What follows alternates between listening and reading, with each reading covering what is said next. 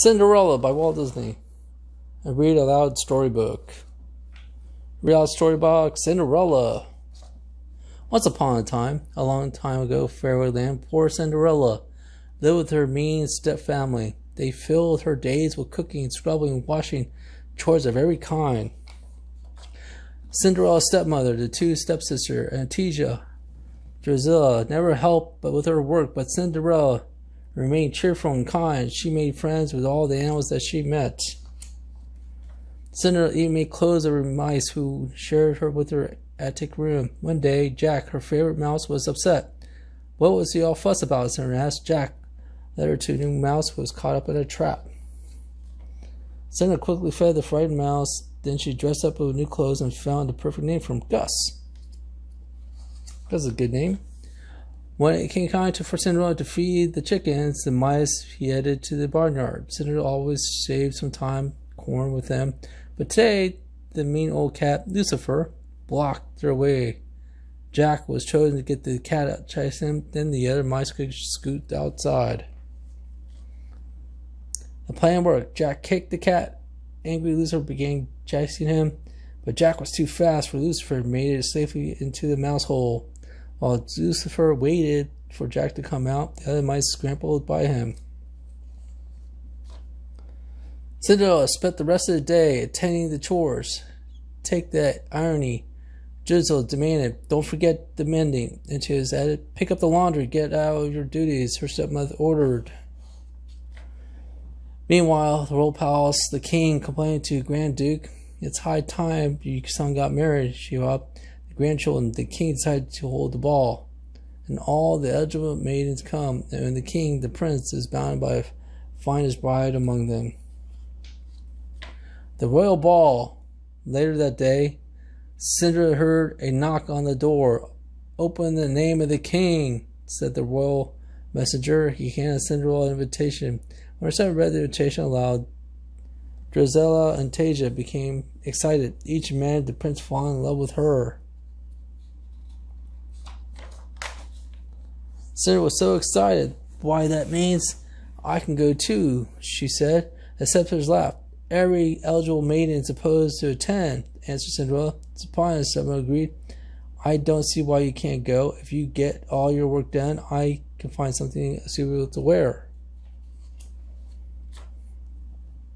Cinderella raced her room and found a dress that belonged to her mother. While a little stitching, she could make it pretty. As Cinderella worked on her dress, her stepmother and stepsister called for her and gave her many chores. Get them done quickly, said stepmother.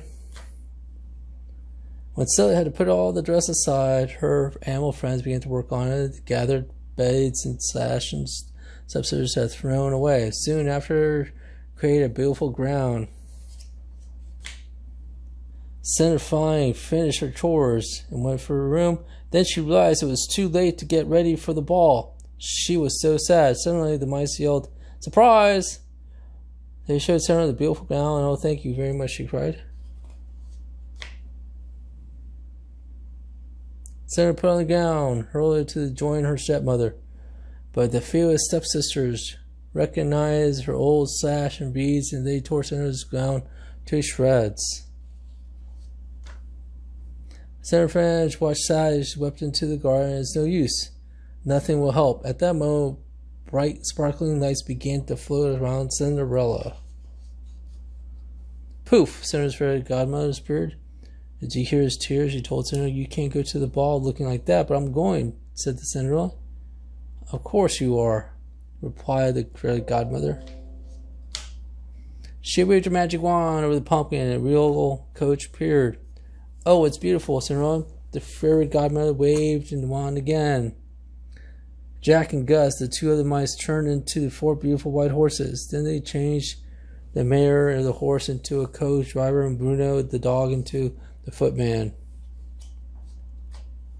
Next, the fairy godmother turned Cinderella's torn dress into a beautiful gown. In a flash, there were all these tiny slippers on her feet. On the stroke of midnight, the spell will be broken. The fairy godmother warned everything will be as before. The glass slipper. The ball was just beginning when Cinderella arrived. She climbed along the staircase. Oh wow, how happy I am, I thought. The king and Grand Duke watched as the maidens walked forward to meet the prince. The prince was unimpressed with all of them. Then he noticed Cinderella. Entranced, he walked past of all the other maidens and led Cinderella into the ballroom. They began to dance. They danced every dance until the clock began to strike midnight. Bong bong. I must go, Cinderella cried in a panic, feeling her hand from the prince's. As she fell, she lost a glass of slipper on the staircase. The clock sounded as a coach raced from the palace. It was midnight. The horses were mice again. The Cinderella was in rags, but she still had one glass slipper.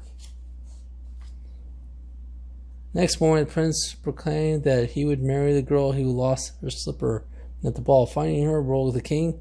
Grand Duke, you must check every house in the kingdom for a maiden who's lost her fast slipper.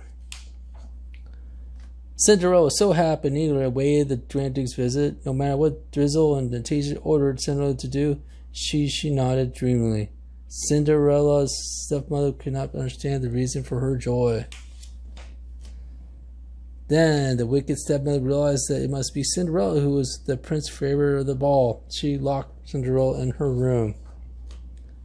Let me out, Cinderella cried, but her mother put the key in the pocket and laughing at Amina's laugh. Then Cinderella heard the knock at the front door. The Grand Duke had arrived. Meanwhile, Jack and Gus, seeing what the stepmother did, they took the key out of her pocket, slipped it under Cinderella's door. Downstairs, the Duke watched the footman, tried to squeeze Anastasio's big foot in his slipper, and of course the slipper did not fit Drizzle either.